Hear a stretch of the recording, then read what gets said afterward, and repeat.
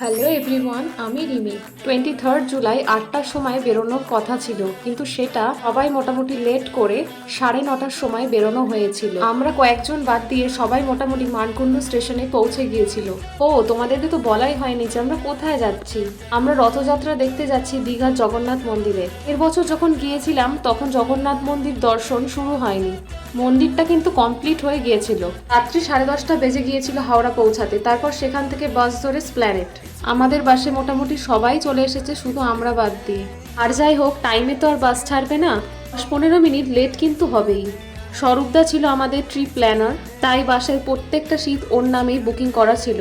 আমার চিন্তা একটাই, আমাকে উঠতে দেবে কিনা। যাই হোক, খাবার কিছু একটা কিনতে তো হবে, তাই খাবার কিছু কিনে নিয়ে বাসের উপর উঠে গেলাম।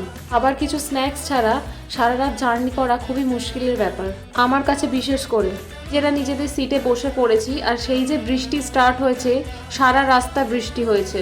আমার কি, আমি তো সারা রাত্রি ঘুমাবো। ঘুম থেকে উঠে দেখি বাসটা কোলাঘাটে দাঁড়িয়েছে, তাই নামলাম। সবাই মোটামুটি একটু ফ্রেশ হচ্ছিল, কিন্তু আমার প্রচণ্ড খিদে পেয়ে গিয়েছিল। তেমন কিছু পাইনি খাবার মতন, তাই একটা সবজি ভাত নিয়ে দুজনে শেয়ার করে খেয়েছিলাম। বাস থেকে নেমে প্রচণ্ড বৃষ্টি হচ্ছিল, তাই আমরা একটা জায়গা দেখে দাঁড়িয়েছিলাম। রুম যেহেতু আমাদের আগে থেকে বুকিং ছিল না, তাই জন্য ওরা সবাই গেছে রুম দেখতে, আর আমরা মশার কামড় খেতে খেতে ভোর থেকে সকাল হয়ে গেছে। অবশেষে হোটেলে এসেছি।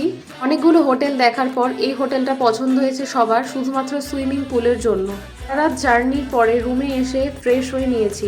কোনো নতুন জায়গায় গেলে আমার একটাই চিন্তা যে সেটা পরিষ্কার হবে কিনা। এখানে দেখো একটা ফ্রিজও ছিল, আলাদা একটা ওয়ার্ড্রপ স্পেস ছিল, ঘরের সাথে অ্যাটাচড ব্যালকনি ছিল। এতটুকুনি শেয়ার করলাম, আবার একটা নতুন ভিডিও নিয়ে আসবো। Thank you.